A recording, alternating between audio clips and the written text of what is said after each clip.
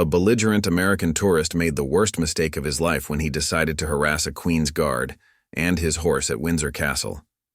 His drunken antics quickly turned into a nightmare when the guard's unexpected response left everyone at the scene completely stunned. What happened next would become one of the most talked about incidents in the castle's recent history. Here's the incredible story of how it all unfolded. The autumn breeze swept across Windsor Castle's sprawling grounds, rustling fallen leaves across the ancient cobblestones that had withstood centuries of footsteps, from kings and queens to modern-day tourists. The historic fortress stood proudly against the cloudy October sky, its stone walls having witnessed nearly a millennium of British history. At the East Gate, where tourists gathered in excited clusters, stood Private James Harrison of the Queen's Life Guard, cutting an imposing figure atop his magnificent black stallion Shadow. Before we jump back in, tell us where you're tuning in from, and if this story touches you, make sure you're subscribed, because tomorrow, I've saved something extra special for you. Harrison, a decorated veteran with 8 years of distinguished service, maintained his trademark stoic expression as camera flashes peppered the air around him. His ceremonial brass breastplate gleamed in the afternoon light, every button on his navy tunic polished to perfection, every crease in his uniform precisely where it should be. Years of rigorous training showed in his posture, ramrod straight, chin held high, embodying the dignity of a tradition that stretched back hundreds of years. Shadow, one of the finest horses in the royal stables, stood perfectly still, trained to remain unfazed by the constant attention. The stallion's coat had been brushed until it shone like polished onyx, his ceremonial tack maintained with the same meticulous care as his rider's uniform. The usual tourist chatter filled the air, excited children pointing, parents snapping photos, tour guides explaining the rich history of the Queen's Life Guard. A group of Japanese tourists listened intently as their guide described how these guards weren't merely ceremonial figures, but highly trained cavalry soldiers. Nearby, a young British girl clutched her father's hand, watching the guard with wide-eyed wonder. The atmosphere was one of respectful admiration, the kind that Windsor Castle typically inspired in its visitors. But amid this dignified scene, a discordant note emerged.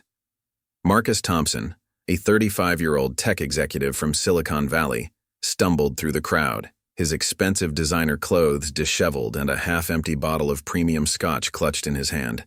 His Armani suit jacket was unbuttoned, his silk tie loosened and stained with what appeared to be spilled drinks. The man's appearance stood in stark contrast to the pristine order of the castle grounds. "Hey people, watch this!"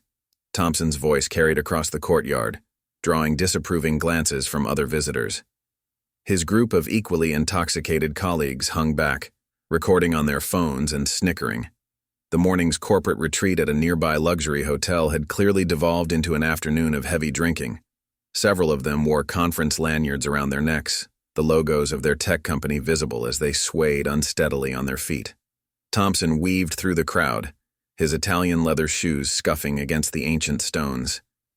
"This is all fake, you know," he announced loudly, gesturing wildly at Harrison. "These guys are just actors. It's all for show, like Disney World." A mother quickly pulled her children aside as Thompson stumbled past, the strong smell of alcohol trailing in his wake. His words slurred together, but his voice grew louder with each step, fueled by liquid courage and an evident desire to become the center of attention. Private Harrison remained motionless, his eyes fixed forward as years of training demanded. Shadow's ears twitched slightly, the only sign that either guard or horse registered the approaching disruption. The crowd's excitement shifted to nervous tension as Thompson drew closer to the clearly marked restricted area. Several tourists backed away, sensing the situation was about to turn unpleasant. "Come on, Mr. Soldier," Thompson slurred, now just feet from the white line that separated tourists from the guard post. "Let's see if you're really as disciplined as they say." He pulled out his phone, switching to selfie mode. "This is going to get so many views. Hey everyone, follow my TikTok. You're about to see something amazing." His expensive watch glinted in the afternoon sun as he held his phone higher, the crystal face catching the light. Several onlookers began recording, sensing the situation was about to escalate. A castle security guard in a dark blazer started moving through the crowd, but he was too far away to intervene quickly. The air grew thick with tension as Thompson edged closer to the line, occasionally stopping to take swigs from his bottle. Other tourists exchanged worried glances, some parents quietly ushering their children away from the scene. "Ladies and gentlemen," he announced to his impromptu audience, swaying slightly, "I'm about to show you that this is all just an act. These guards aren't really guards at all." His words slurred together as he took another swig from his bottle, liquid courage fueling his poor judgment. Behind him, his colleagues continued filming, their own laughter growing more nervous as they noticed the shifting mood of the crowd around them. Private Harrison could smell the expensive scotch on Thompson's breath now. Shadow's muscles tensed almost imperceptibly beneath the ceremonial saddle, the horse's training warring with natural instinct as the belligerent tourist drew closer. The morning's peaceful duty shift was about to take an unexpected turn that would soon make headlines across the globe and teach an entitled tourist a lesson he'd never forget. Thompson's expensive phone dangled precariously from his fingers as he leaned even closer to the white line. The afternoon sun had dipped behind Windsor Castle's ancient towers, casting long shadows across the courtyard. A cool breeze carried the distinct scent of approaching rain, but the mounting tension in the air overshadowed any concern about the weather. "I bet that horse isn't even real," Thompson declared, his voice carrying an edge of challenge. "Probably some animatronic thing like at those theme parks." He turned to his audience, playing to the cameras that continued recording. Several tourists had already started live streaming, sensing that something unprecedented was about to unfold at this historic site. Private Harrison maintained his forward gaze, but decades of military training had heightened his peripheral awareness. He could track Thompson's every movement without moving a muscle. Shadow, the magnificent black stallion, showed remarkable restraint, though his ears continued to twitch at each of Thompson's increasingly loud proclamations. A young British couple nearby whispered in disapproval. "Someone needs to stop him," the woman murmured, clutching her partner's arm. Her companion shook his head, replying, "Security's coming, but they're still too far back in the crowd." Indeed, two castle security officers were attempting to navigate through the dense throng of spectators, but the growing crowd of onlookers had created an unintentional barrier. Thompson's colleagues had spread out, forming a loose semicircle with their phones raised. Their corporate retreat lanyards swung from their necks as they jockeyed for better recording angles. "Come on, Marcus," one called out. "Show us what these fake guards are made of." Their encouragement only seemed to fuel Thompson's misguided confidence. Taking another long swig from his bottle, Thompson suddenly lurched forward, his Italian leather shoe scuffed against the white line, leaving a dark mark on the pristine boundary. A collective gasp rose from the crowd. Even Thompson's colleagues lowered their phones slightly, sensing that their entertainment had crossed into dangerous territory. "Step back from the line, sir." Private Harrison's voice cut through the tension like a blade, deep and authoritative. It was the first time he had spoken, and the unexpected sound caused Thompson to stumble backward slightly. The crowd fell silent, phones still recording, as they waited to see what would happen next. For a moment, it seemed Thompson might heed the warning. He swayed slightly on his feet, looking around at the now silent audience.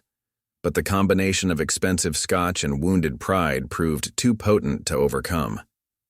"Oh, so you do speak," he sneered, regaining his previous bravado. "I thought maybe they had a speaker hidden in that fancy uniform of yours." Shadow shifted slightly, responding to an imperceptible tension in his rider's posture. The horse's movement caught Thompson's attention.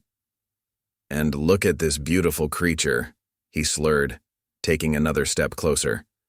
"I used to ride horses at summer camp, you know. Bet this one's just as friendly as those were."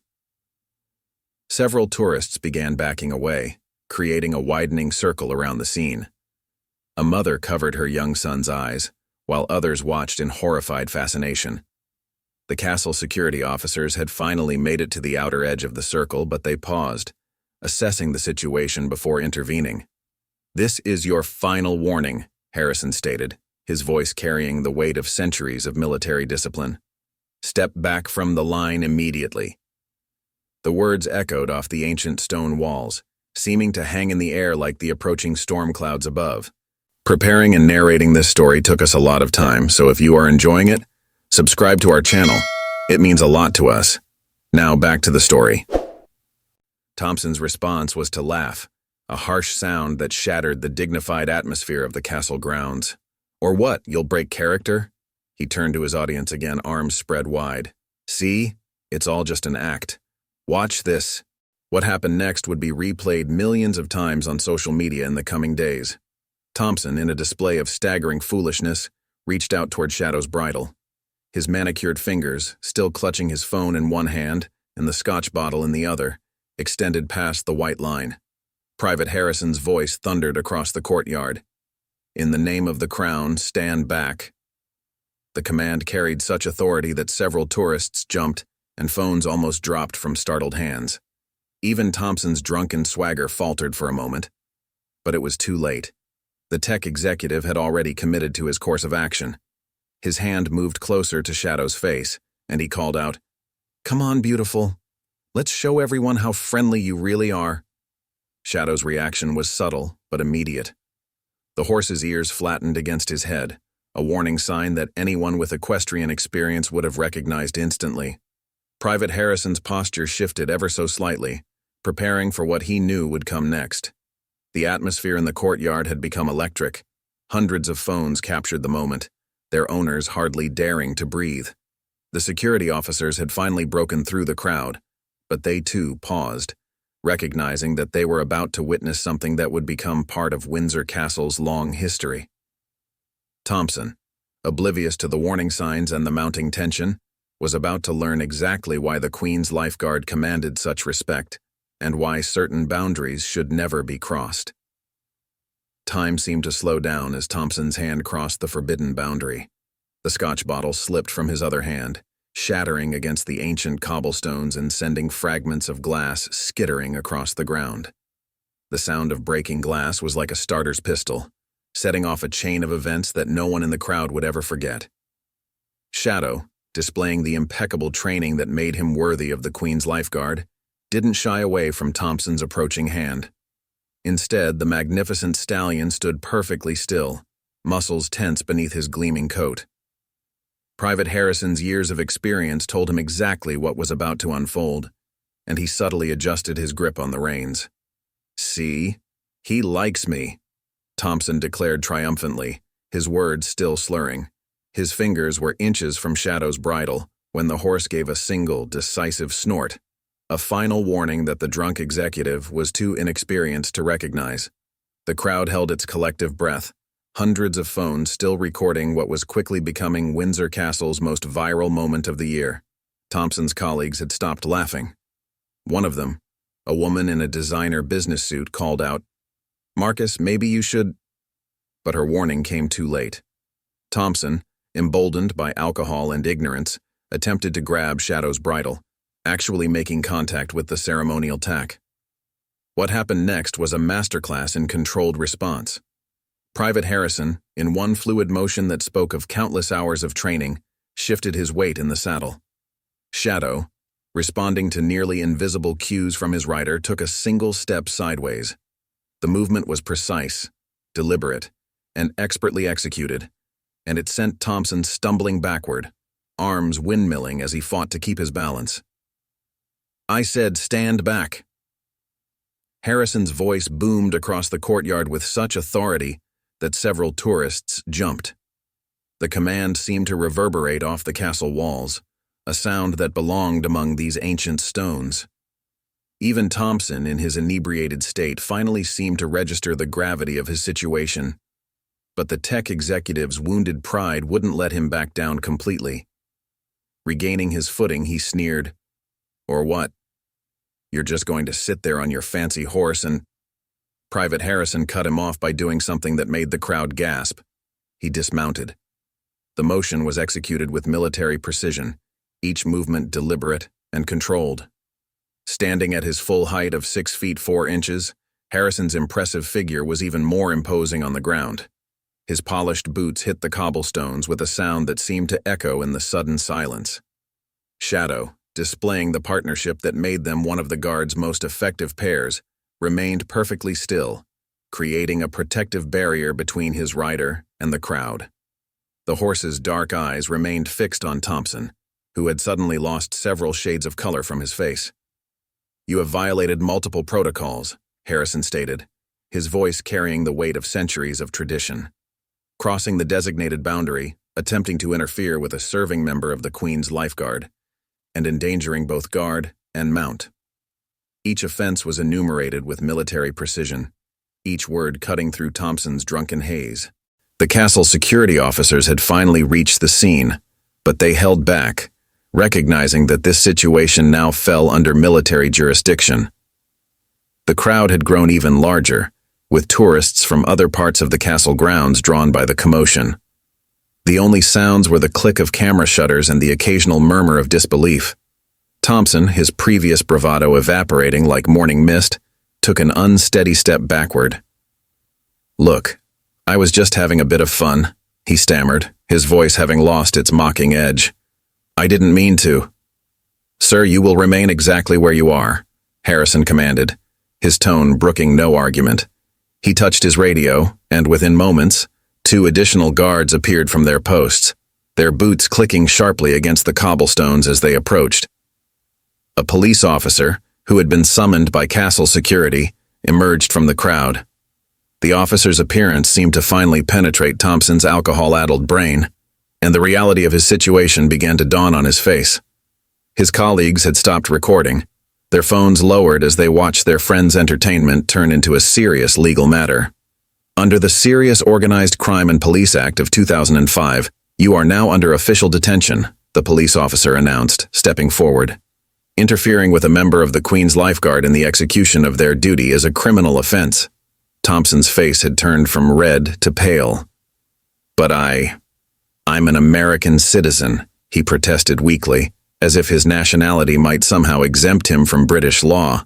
The statement drew several scoffs from the crowd, and even one of his colleagues muttered, "Oh, shut up, Marcus." Private Harrison remained straight-backed and professional, but those closest to him could see the subtle satisfaction in his bearing as he provided his official statement to the police officer. Shadow, still standing guard, seemed to mirror his rider's composure, the horse's presence a reminder of the dignity that Thompson had failed to respect. The rain that had been threatening all afternoon finally began to fall, light drops creating dark spots on the cobblestones.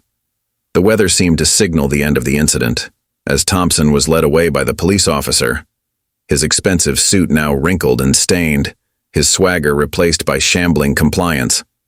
As for Private Harrison, he returned to his mount with the same precision that marked all his movements. The crowd, understanding they had witnessed something remarkable, began to applaud. The sound started softly, but quickly grew, echoing off the castle walls, a spontaneous tribute to tradition upheld and respect restored. The incident at Windsor Castle spread across social media like wildfire.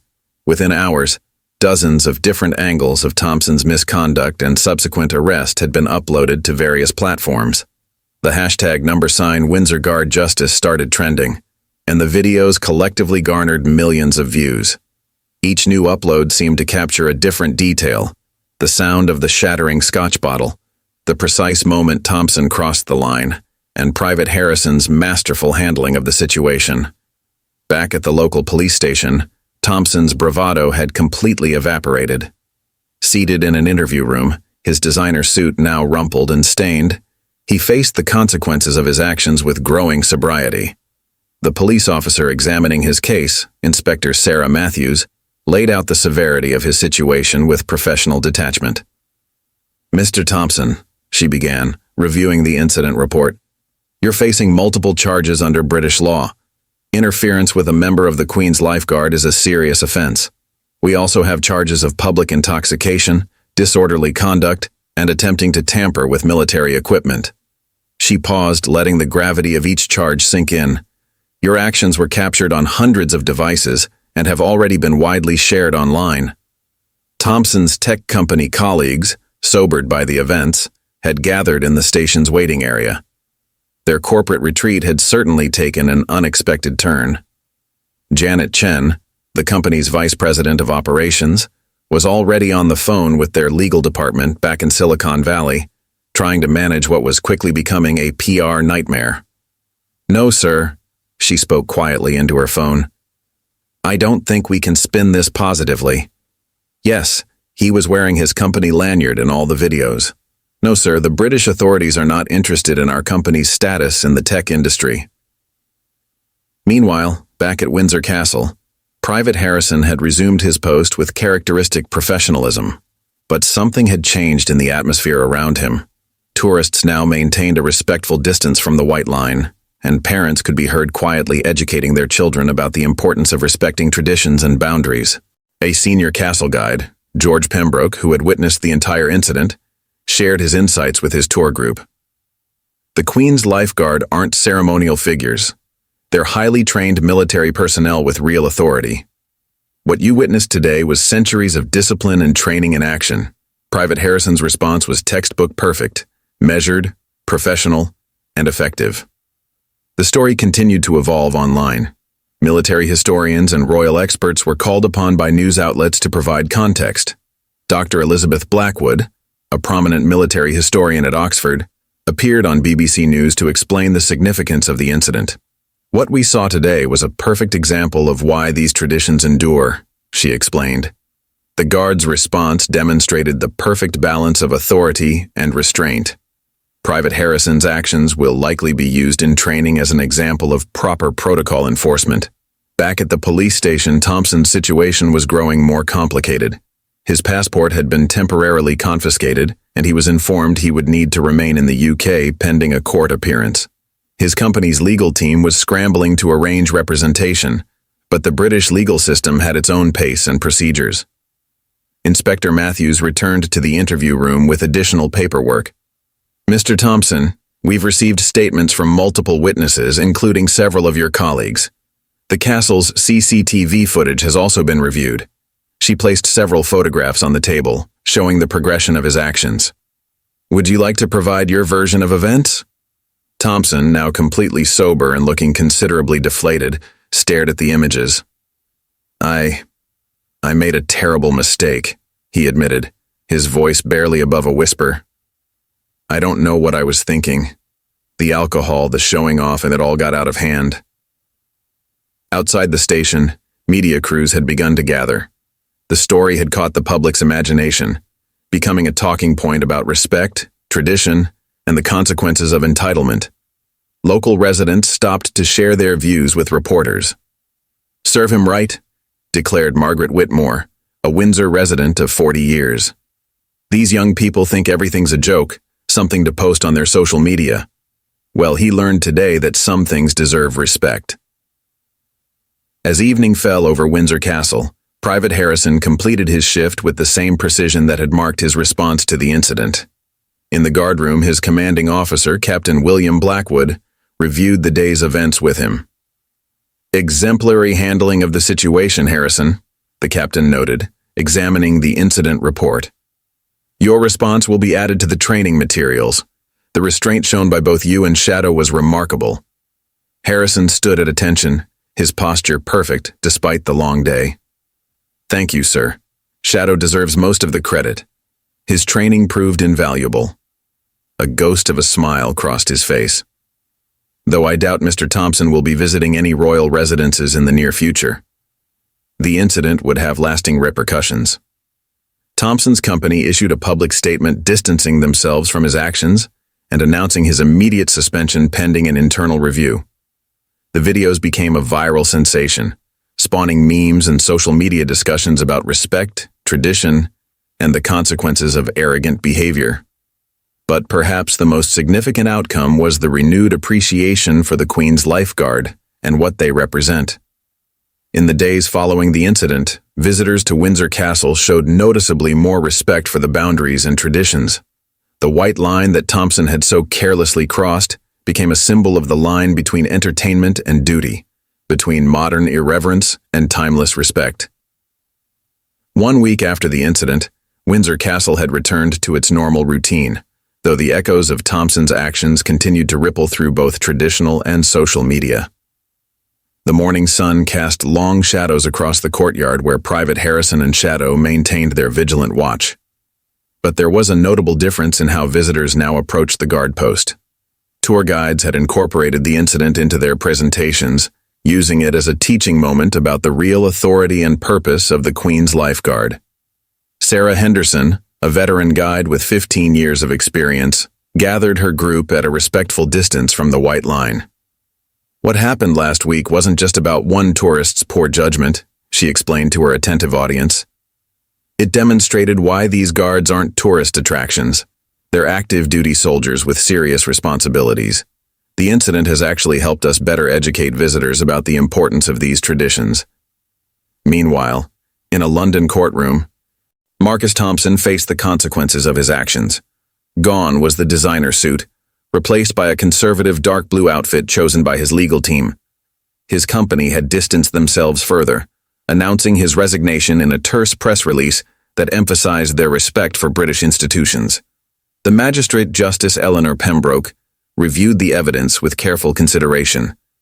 The courtroom was packed with journalists and curious observers, all eager to witness the resolution of what had become an international incident. "Mr. Thompson," Justice Pembroke began, her voice carrying clearly through the hushed courtroom, "your actions represent a serious breach of both law and protocol. The Queen's Lifeguard is not a tourist attraction but a military unit with real duties and responsibilities.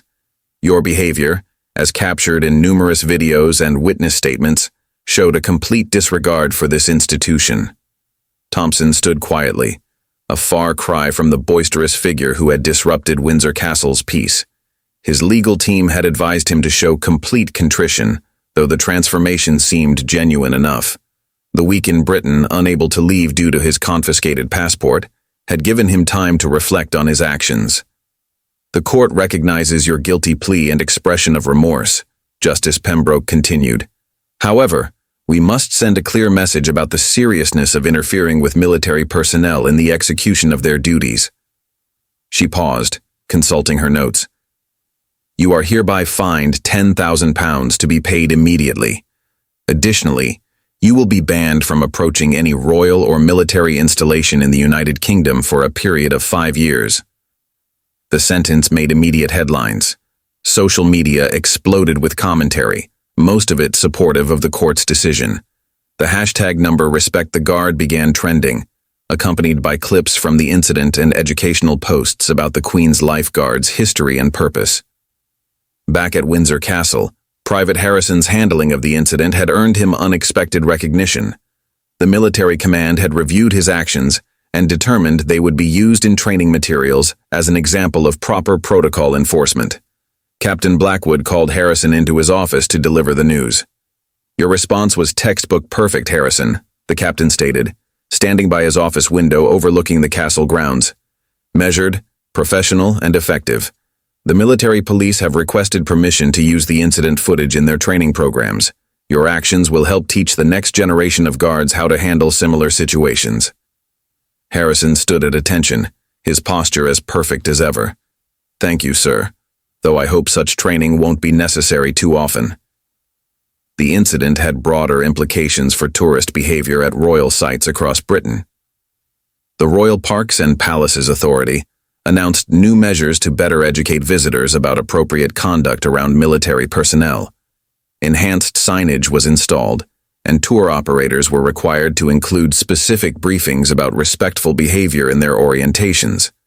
Dr. Catherine Morrison, a cultural anthropologist specializing in tourism behavior, published an analysis of the incident in The Guardian. "What we witnessed wasn't just about one drunk tourist," she wrote. "It was a collision between modern social media culture, which often prioritizes entertainment and viral content, and centuries-old traditions that demand respect. The outcome has actually strengthened these traditions by demonstrating their continued relevance." Thompson's viral infamy had unexpected consequences back in Silicon Valley. His actions had sparked discussions about corporate culture and responsibility. Several tech companies revised their codes of conduct to specifically address employee behavior during international business travel. Thompson himself had become a cautionary tale in corporate training sessions about cultural sensitivity and professional conduct abroad. As for Shadow, The horse's calm demeanor during the incident had not gone unnoticed. The Royal Veterinary Corps cited his behavior as an example of the exceptional training given to military horses. Lieutenant Emma Phillips, the Corps' chief trainer, incorporated the incident into her lectures. "What we saw in Shadow's response was years of careful training," she explained to a group of veterinary students. "The horse remained calm but alert, responding to subtle cues from his rider. This level of discipline isn't just for show, it's essential for the Guard's actual military function." 1 month after the incident, a small ceremony was held in the castle's guardroom. Private Harrison and Shadow were commended for their service, though Harrison typically deflected praise to his four-legged partner. The pair had become minor celebrities among visitors, though they carried out their duties with the same professional dedication as always. The lasting legacy of the incident wasn't just about punishment or viral fame. It had sparked a renewed appreciation for the traditions and institutions that some had begun to take for granted. Visitors to Windsor Castle now showed notably more respect for the Guards, and tour guides reported increased interest in learning about the history and purpose of the Queen's Life Guard. As Private Harrison mounted Shadow for another day of duty, he reflected on how a moment of chaos had ultimately reinforced the order he had sworn to protect. The white line that Thompson had so carelessly crossed now seemed to carry even more significance, a boundary between entertainment and duty, between modern irreverence and timeless respect. 6 months after the infamous incident, Windsor Castle had transformed how visitors interacted with its ancient traditions. The story of Marcus Thompson's confrontation with Private Harrison and Shadow had become more than just a viral moment. It had evolved into a powerful lesson about respect, duty, and the enduring importance of historical institutions in the modern world. Thompson himself had undergone a remarkable transformation. After serving his punishment and paying his fine, he had emerged as an unexpected advocate for cultural respect. In a thoughtful opinion piece for the Times, he reflected on his actions and their consequences. "I represented the worst of modern tourist behavior," he wrote. "Entitled, disrespectful, and completely ignorant of the traditions I was mocking. My actions that day cost me my job, my reputation, and nearly my freedom. But they also taught me an invaluable lesson about the importance of respecting cultural institutions and the people who maintain them."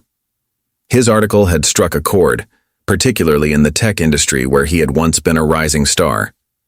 Several Silicon Valley companies now included his story in their cultural sensitivity training, using the incident as a case study in what not to do when representing your company abroad. At Windsor Castle, Private Harrison's approach to handling the situation had been incorporated into the official training manual for new guards. Captain William Blackwood had overseen the creation of a new section titled "Maintaining Dignity Under Duress: Modern Challenges to Traditional Roles." What Harrison demonstrated that day, Captain Blackwood explained during a training session, was the perfect balance of restraint and authority. In an age where every action can be recorded and shared globally in seconds, this balance is more crucial than ever. Shadow, the stoic horse at the center of the incident, had become something of a celebrity in his own right. Children visiting the castle would point him out excitedly, and tourists would often be heard reminding each other, "That's the horse from the video." The Royal Veterinary Corps had published a detailed analysis of his behavior during the incident, praising the exceptional training that allowed him to remain calm under provocation. Dr. James Wellington, Chief Equine Behavioral Specialist at the Royal Veterinary Corps, highlighted Shadow's response in a professional journal. The horse's ability to maintain composure while responding to subtle cues from his rider demonstrates the extraordinary level of training these animals receive. This wasn't just about staying still. It was about active participation in crowd control and security procedures. The incident had sparked a broader discussion about tourism and heritage sites in the digital age. UNESCO had convened a special panel to address the challenges of preserving traditional ceremonies and customs in an era of viral videos and social media challenges. Their findings, published in a comprehensive report, cited the Windsor Castle incident as a turning point in how historical institutions adapt to modern challenges. Tourism patterns at Windsor Castle had shifted noticeably. Tour groups now received mandatory briefings about appropriate behavior around the Queen's lifeguard, and visitors showed markedly more respect for the boundaries and protocols. The white line that Thompson had crossed had been reinforced with additional signage explaining the historical and legal significance of the boundary. Sarah Henderson, the veteran tour guide, noticed the change in visitor attitudes. Before the incident, we'd constantly have to remind people about appropriate behavior. Now, visitors often share the story themselves, using it as a teaching moment for their children about respect and consequences. Private Harrison's composed handling of the situation had earned him a special commendation from his commanding officers. Though he continued his duties with characteristic modesty, his actions had influenced military protocol beyond Windsor Castle. Guard units at other royal residences had adopted similar training approaches, preparing for the challenges of serving in an increasingly digital world. The tech company that had employed Thompson had also learned valuable lessons. They had completely revamped their corporate retreat policies, adding cultural sensitivity training and strict guidelines about behavior at historical sites. Janet Chen, who had witnessed the incident, now led these training sessions. "We use Marcus's story as a reminder that we're not just representing ourselves, but our company and our country," Chen explained during a corporate workshop. His actions that day changed how we approach international business conduct. The incident had even influenced popular culture. A British documentary filmmaker had produced a short film titled Standing Guard Tradition in the Digital Age, featuring interviews with various guards, historians, and cultural experts. The film, which included carefully selected footage from the Thompson incident, had won several awards for its thoughtful examination of how historical institutions adapt to modern challenges. 1 year after the incident, Windsor Castle hosted a special exhibition about the history of the Queen's lifeguard. Among the displays was a section dedicated to significant moments in the Guard's history, including the Thompson incident. The exhibition drew record crowds, with visitors particularly interested in understanding the training and discipline required of both guards and horses. Private Harrison, who had since been promoted to Lance Corporal, occasionally passed the exhibition during his duties. The incident that had made him famous had changed little about his approach to his work. He maintained the same professional dedication that had served him so well that day. As for Shadow, he continued his duties with the same quiet dignity that had helped diffuse a potentially dangerous situation. Together, horse and rider remained a powerful symbol of how tradition could stand firm in the face of modern disrespect, adapting without compromising its essential nature. The legacy of that autumn day continued to influence visitor behavior at royal sites across Britain. What had begun as a tourist's drunken mistake had evolved into a watershed moment in the relationship between historical institutions and modern society. It served as a reminder that some traditions endure not because they're resistant to change, but because their fundamental values, respect, dignity, and duty, remain as relevant as ever. 18 months after the Windsor Castle incident, its ripple effects had spread far beyond British shores. The confrontation between Marcus Thompson and Private Harrison had sparked a global conversation about tourism etiquette and the preservation of cultural institutions in the age of social media. Major tourist destinations worldwide had begun implementing what became known as the Windsor Protocol. At the Vatican, where Swiss guards had long faced similar challenges with overeager tourists, new guidelines directly referenced the Windsor incident. Captain Lorenzo Bernardini of the Swiss Guard Corps explained their approach. "What happened at Windsor Castle could have happened here. We've studied Private Harrison's response extensively and incorporated similar protocols into our training." The changing landscape of tourism had caught the attention of the United Nations World Tourism Organization. At their annual summit in Madrid, an entire day was dedicated to discussing the preservation of ceremonial guards and traditional institutions. Dr. Isabella Martinez, the organization's chief cultural advisor, presented a comprehensive study of the Thompson incident's global impact. "What we witnessed at Windsor Castle wasn't just a local incident," Dr. Martinez explained to the assembled delegates. "It became a catalyst for change in how we approach the intersection of traditional ceremonies and modern tourism. From the Royal Palace in Stockholm to the Imperial Palace in Tokyo, Institutions are rethinking their approaches to visitor management. Thompson's story had taken an unexpected turn as well. After a period of reflection and rehabilitation, he had become a sought-after speaker at international tourism conferences. His presentation, titled "From Viral Shame to Global Change," offered a unique perspective on the consequences of disrespecting cultural institutions. "I never imagined my worst moment would become a teaching tool," Thompson shared during a keynote speech in Singapore.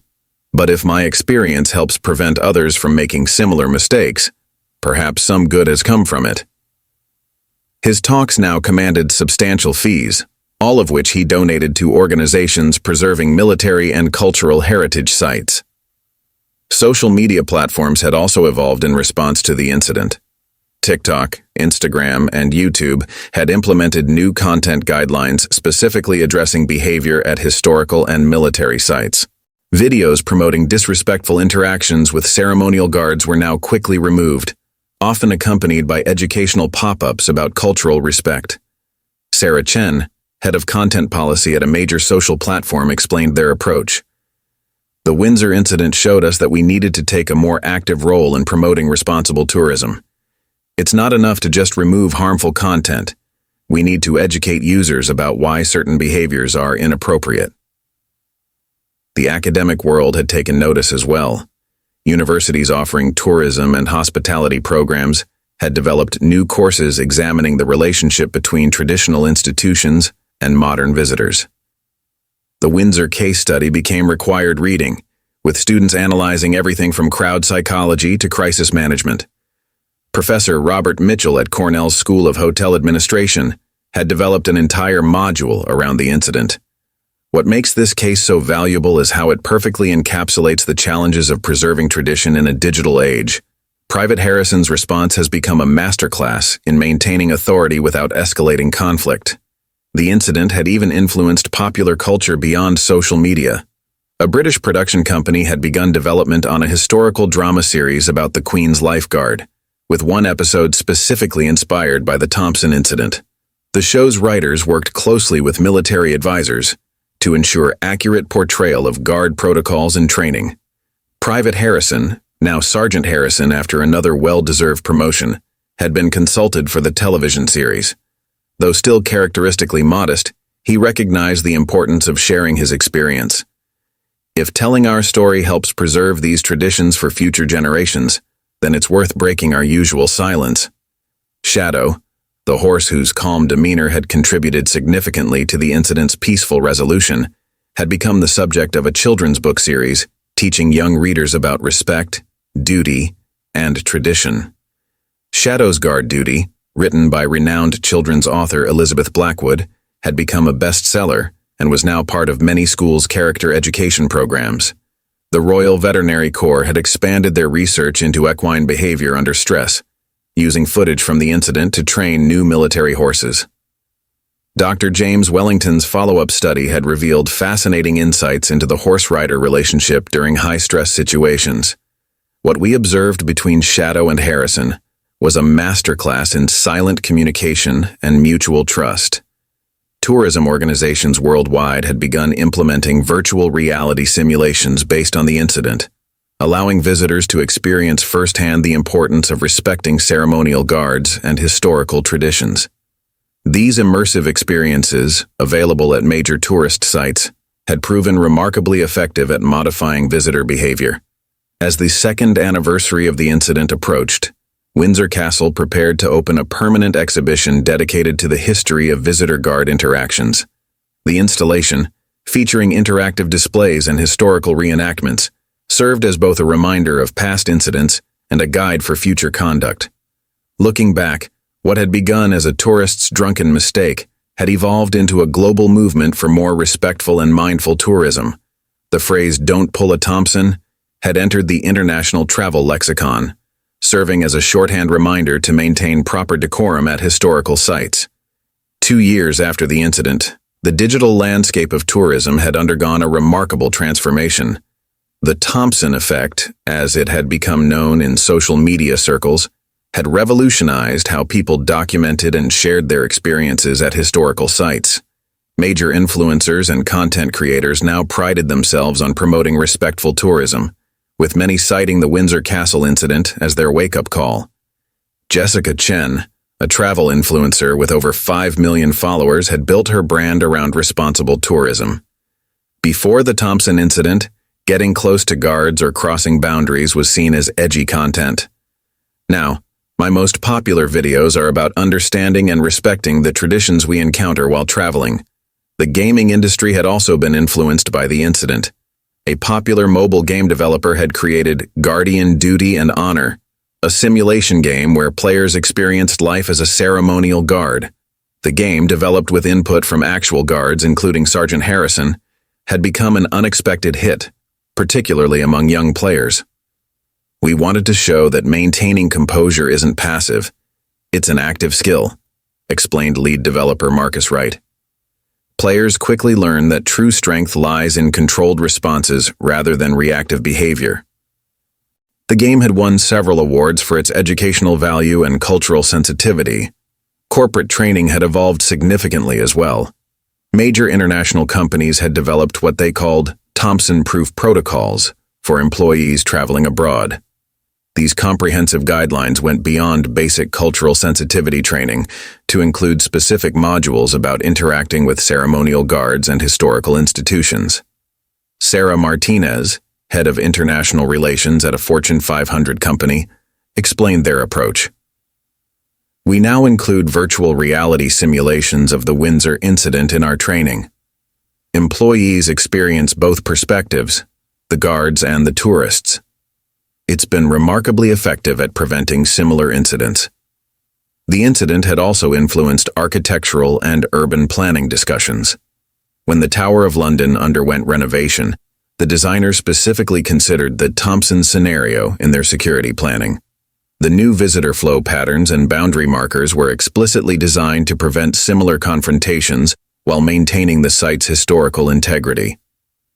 We studied every aspect of the Windsor incident, explained Chief Architect David Peterson.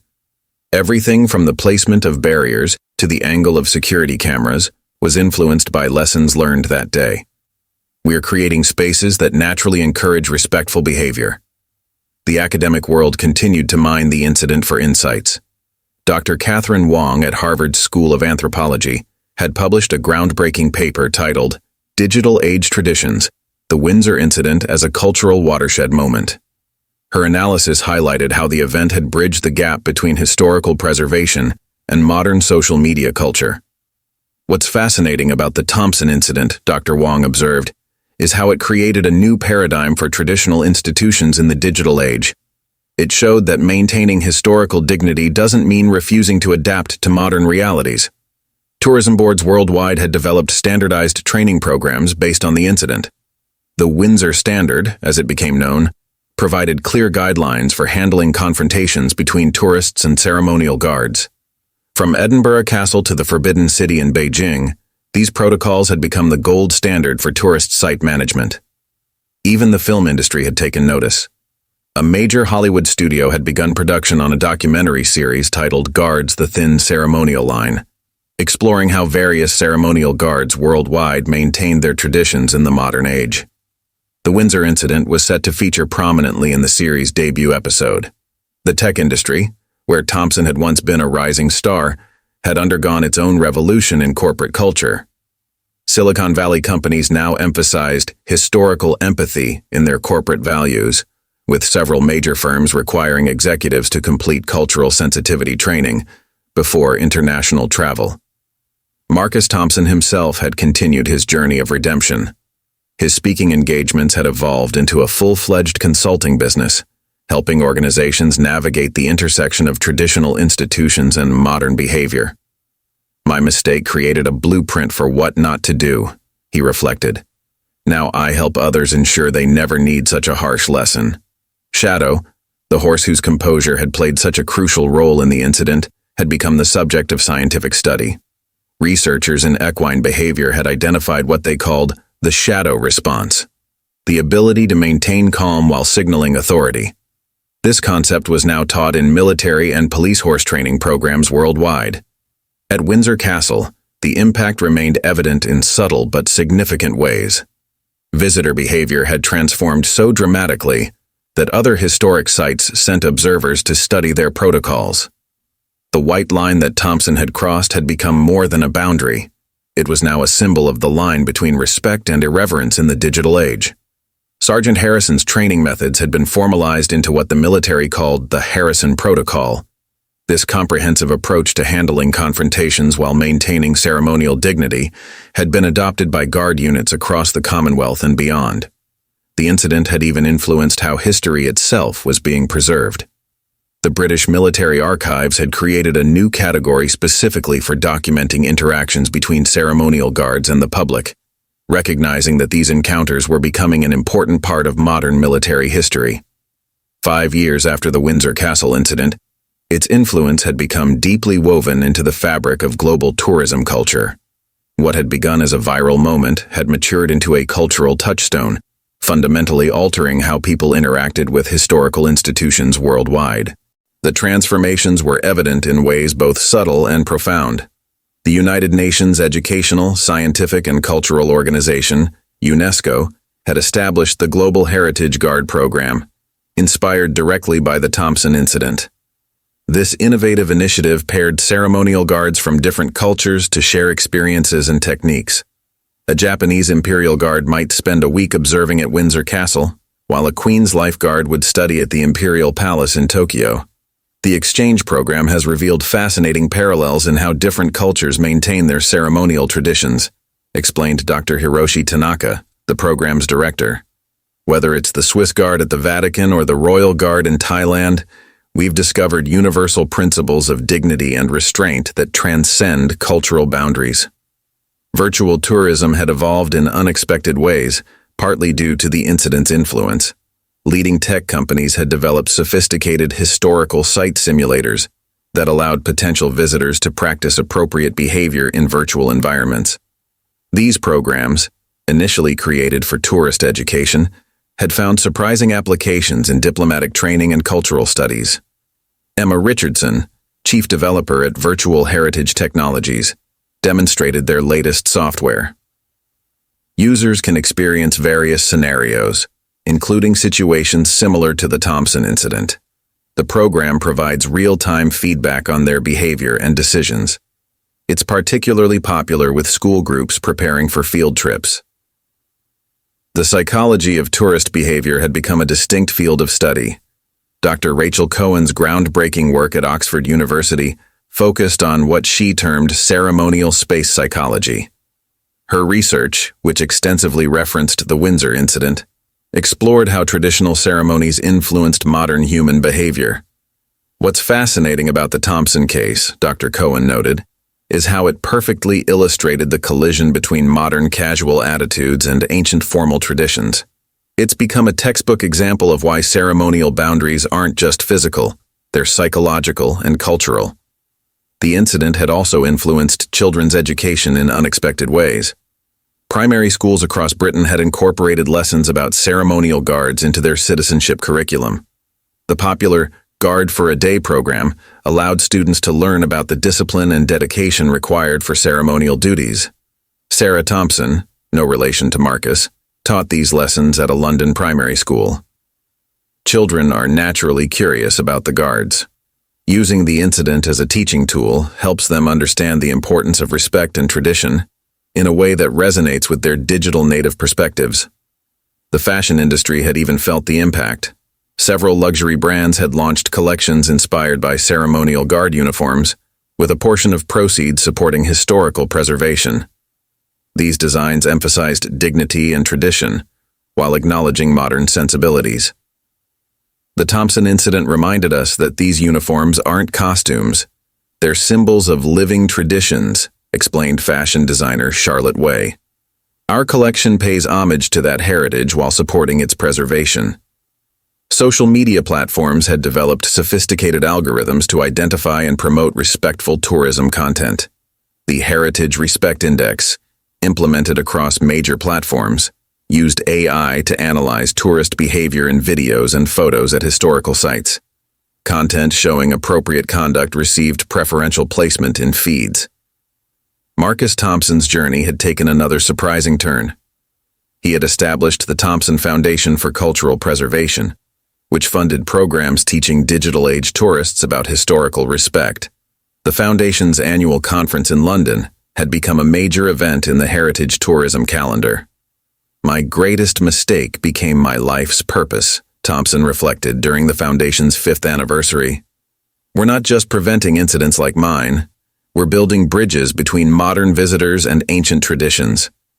Sergeant Harrison, now Captain Harrison, had been promoted to oversee guard training at multiple royal residences.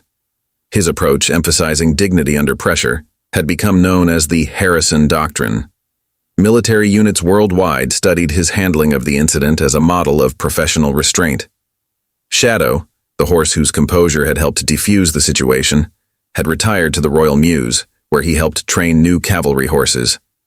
His remarkable story had inspired a new generation of military mount training techniques, emphasizing the horse's role in maintaining ceremonial dignity. The legal framework surrounding ceremonial guards had evolved as well.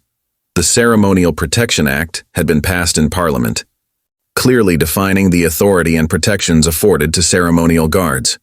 Similar legislation had been adopted in other countries, creating an international standard for protecting traditional institutions. Windsor Castle itself had become a center for studying tourist guard interactions.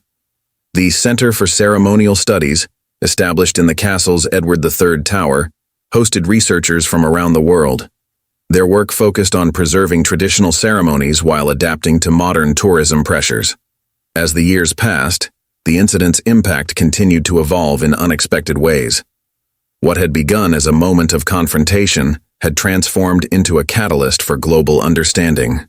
The White Line at Windsor Castle remained both a physical boundary and a powerful symbol of the delicate balance between preservation and accessibility in the modern world.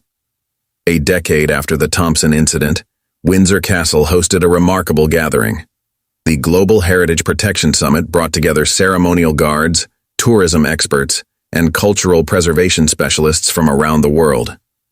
The location wasn't chosen by chance. This was where a single confrontation had sparked a worldwide revolution in how people interact with historical institutions. Captain James Harrison, now approaching retirement, stood at the podium in the castle's grand hall. His uniform was as impeccable as ever, though his face showed the wisdom earned through years of service. Behind him, projected on a massive screen, played the infamous footage that had changed everything. 10 years ago, none of us could have predicted how one tourist's actions would reshape our entire approach to ceremonial duty, Harrison began. What could have been merely a viral moment instead became a catalyst for global change. The assembled audience, representing ceremonial guards from over 50 nations, nodded in understanding. The summit showcased the remarkable developments of the past decade. The Thompson Protocols, as they had become known internationally, had been implemented at historical sites across 6 continents. From the Forbidden City in Beijing to the presidential palaces of South America, the incident's influence could be seen in how ceremonial traditions adapted to modern tourism. Dr. Elena Rodriguez, head of the International Heritage Protection Association, presented stunning statistics. In the decade since the Windsor incident, we've seen a 90% reduction in confrontations between tourists and ceremonial guards worldwide. The protocols developed here have literally transformed how people interact with historical institutions. Marcus Thompson himself attended the summit, though in a very different capacity from his infamous first visit to Windsor. Now a respected cultural preservation advocate, he led a panel discussion on digital age respect, bridging tradition and technology. His journey from viral villain to heritage protection champion had become legendary in tourism circles. Looking at that footage now, Thompson reflected, gesturing to the screen, I barely recognize that person. But the lesson learned that day needed to be learned by society as a whole. We needed to find a way to preserve these traditions in an age of instant content and viral fame. The summit also unveiled groundbreaking technological innovations. The Heritage Guardian app, developed through a collaboration between leading tech companies and historical institutions, had revolutionized tourist education. Using augmented reality, visitors could now see virtual boundaries and receive real-time guidance on appropriate behavior at historical sites. Sarah Chen, the app's lead developer, demonstrated its capabilities. When visitors approach ceremonial guards, the app provides cultural context and behavioral guidelines. It's like having a personal cultural advisor in your pocket. The technology had already been adopted by major tourist sites worldwide, with remarkable results. The academic world had also made significant strides. The Journal of Ceremonial Studies, established 5 years after the incident, had become a respected publication in cultural preservation circles. Its latest issue featured a comprehensive study on how the Thompson incident had influenced global tourism behavior. Perhaps most significantly, the incident had sparked a worldwide movement in youth education. The Young Guards program, now active in schools across 30 countries, taught children about the importance of cultural preservation and respectful tourism. These lessons were integrated into social studies curricula, ensuring that future generations would understand the value of ceremonial traditions. Emily Parker, a 12-year-old participant in the program, addressed the summit via video link. Learning about what happened at Windsor Castle helped me understand why we need to respect traditions. It's not just about rules, it's about preserving our history. The summit also marked the retirement of an important figure. Shadow, the horse whose composure had helped defuse the original incident, had spent his final years training a new generation of cavalry horses. His legacy lived on through the Shadow Protocol for equine ceremonial training, now standard practice in military stables worldwide. The international media covering the summit marveled at how a single incident had generated such far-reaching changes. The BBC's cultural correspondent noted, "What we're seeing here isn't just about preventing tourist misconduct, it's about fundamentally reimagining how historical traditions can thrive in the digital age." As the summit concluded, Captain Harrison made a final observation that resonated with everyone present. A decade ago, we faced a choice between rigidly defending our traditions or letting them fade into irrelevance. Instead, we found a third path, adapting while preserving the core dignity that makes these ceremonies meaningful. The gathered delegates concluded the summit by signing the Windsor Declaration, a commitment to maintaining ceremonial traditions while embracing technological and social changes. The document, witnessed by representatives from UNESCO and other international organizations, formalized many of the practices that had evolved since the Thompson incident. As twilight fell over Windsor Castle, the current generation of Queen's lifeguards took their positions, their ceremonial duties unchanged yet adapted for the modern era. Tourists, guided by their Heritage Guardian apps, maintained respectful distances. Children pointed and whispered, their excitement tempered by understanding. The white line that Marcus Thompson had crossed a decade ago remained exactly where it had always been, but now it represented something more, a boundary not just between public and ceremony, but between past and present, tradition and innovation, preservation and adaptation. The incident that could have highlighted the fragility of historical traditions had instead ensured their survival in the modern world. 15 years after the Thompson incident, its influence had evolved into something even its key players couldn't have anticipated. The story had become part of popular culture, referenced in everything from Hollywood films to academic dissertations. A new generation, born after the incident, was growing up in a world where respectful tourism wasn't just encouraged, it was embedded in the cultural consciousness. Netflix had just released a groundbreaking documentary series titled The Guard's Honor: How One Moment Changed Tourism Forever. The series featured interviews with previously unheard voices, including junior guards who had been on duty elsewhere in Windsor Castle that day, tourists who had witnessed the incident firsthand, and social media experts who had tracked its viral spread. What fascinated us most was the ripple effect, explained series director Alexandra Chen. We discovered hundreds of small stories within the big story, how this single incident had touched lives in ways we never imagined. The series had become Netflix's most watched documentary of the year, sparking renewed interest in the incident's legacy. The technology sector had embraced the incident's lessons in unexpected ways. The latest version of the Heritage Guardian app now included a feature called Time Bridge, which used advanced AR technology to show visitors how their present-day interactions with ceremonial sites would have been viewed throughout history. When you point your phone at a guard post, demonstrated Dr. James Wilson, the app's chief architect, you can see overlays of how that same position was maintained through different historical periods.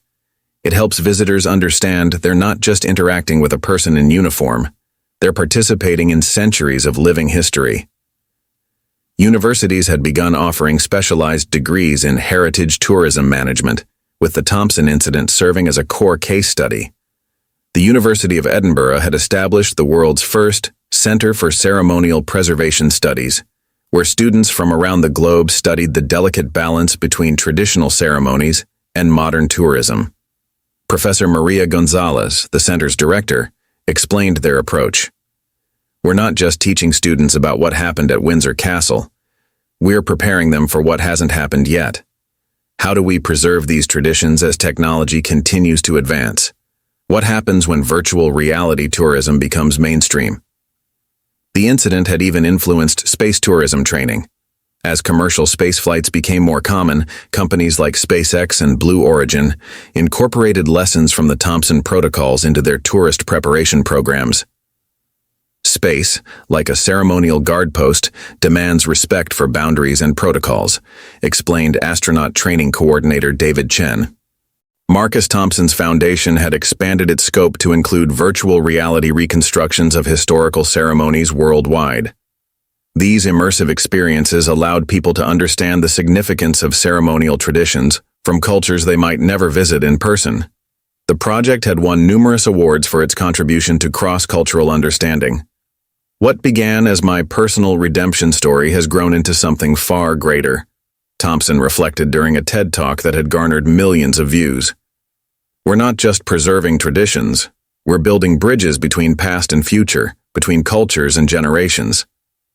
The military aspect of the incident's legacy had evolved as well.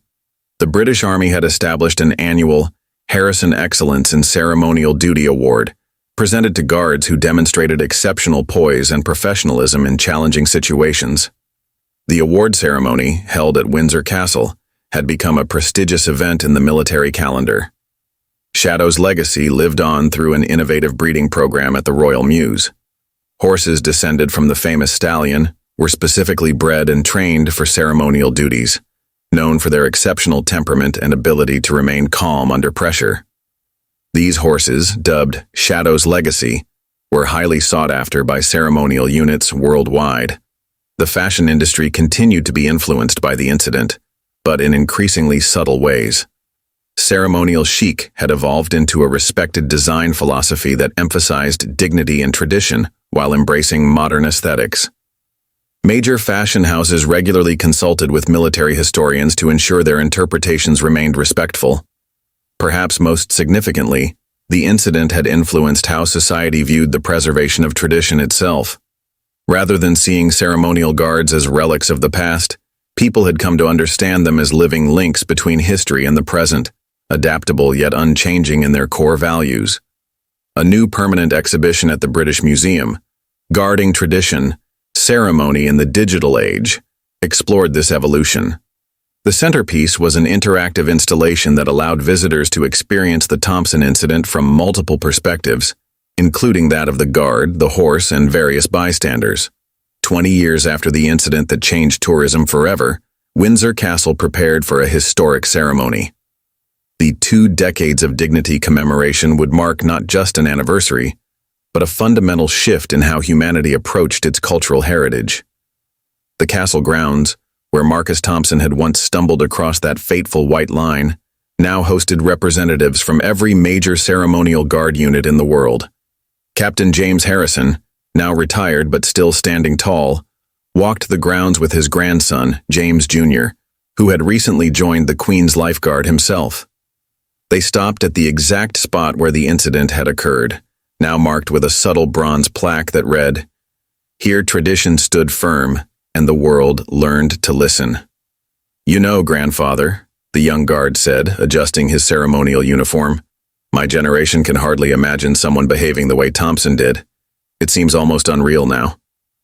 Harrison smiled, remembering how much had changed in 20 years. The ceremony itself was a testament to that change. Holographic displays showed real-time translations of ceremonial protocols from different cultures. Visitors moved with practiced respect, their heritage guardian apps providing gentle guidance. Children pointed excitedly but maintained their distance, well-versed in ceremonial etiquette through their school programs. Marcus Thompson attended the ceremony not as the infamous tourist, but as a keynote speaker. His hair had grayed, but his eyes sparkled with purpose as he addressed the gathered crowd. 20 years ago, I was the problem. Today, I stand before you as proof that understanding and respect can be learned, that tradition and progress can coexist. The Thompson Foundation had evolved into the Global Heritage Alliance, the world's leading organization for ceremonial preservation and education. Its latest initiative, Guardians of Tomorrow, used advanced AI to predict and prepare for future challenges to ceremonial traditions. Dr. Sarah Chen, leading the initiative, explained, "We're not just preserving the past anymore, we're actively shaping how future generations will interact with their heritage." The Thompson incident taught us that adaptation doesn't mean surrender, it means finding new ways to protect what matters. The ceremony featured a special tribute to Shadow, whose influence on ceremonial horse training had become legendary. A new generation of ceremonial horses, all bearing his bloodline, performed a perfectly synchronized display. Their handlers wore special badges featuring Shadow's silhouette, now the international symbol for excellence in ceremonial equestrian training. The fashion world had sent representatives as well. The ceremonial couture movement had evolved into a respected art form, with designers working alongside military historians to create modern interpretations of ceremonial wear. These designs now influenced everything from diplomatic attire to spacesuit aesthetics. Virtual tourism had transformed beyond recognition. Visitors could now experience historical ceremonies from any era, with AI reconstructions based on historical records. Yet surprisingly, this technology had increased rather than decreased physical tourism, as people sought to connect with the real traditions they'd explored virtually. The academic world presented its findings on the Thompson effect, a term now used in sociology to describe how a single incident can catalyze positive cultural change. Universities worldwide offered degrees in ceremonial heritage management, with Windsor Castle serving as a primary case study. The British military had incorporated the incident into its core training, not just for ceremonial units but for all service members. The Harrison Principle had become military shorthand for maintaining dignity under pressure, while shadow composure was taught in advanced leadership courses. Social media platforms, once the driving force behind disrespectful tourism behavior, had evolved into guardians of ceremonial dignity. AI algorithms could predict and prevent potential incidents before they occurred, while educational content about ceremonial traditions regularly went viral. As the ceremony concluded, a new generation of guards took their positions along the castle walls. Their uniforms were subtly enhanced with smart fabrics that regulated temperature and monitored vital signs, but their bearing remained as dignified as their predecessors from centuries past. The final moment of the ceremony brought tears to many eyes. James Harrison Jr. mounted a horse from Shadow's lineage and took his position at the exact spot where his grandfather had stood 20 years ago. The white line, now embedded with subtle lighting that activated when approached, still marked the boundary between public and ceremony. As twilight fell over Windsor Castle, the gathered crowd witnessed something remarkable. Tradition and technology, past and future, all in perfect harmony. The incident that could have highlighted the vulnerability of historical ceremonies had instead ensured their survival in an ever-changing world. Marcus Thompson's final words at the ceremony captured the essence of this transformation. 20 years ago, I crossed a line thinking traditions were merely shows for tourists. Today, we all understand that these traditions don't just connect us to our past, they guide us toward our future. Up next, you've got 2 more standout stories right on your screen. If this one hit the mark, you won't want to pass these up. Just click and check them out. And don't forget to subscribe and turn on the notification bell so you don't miss any upload from us.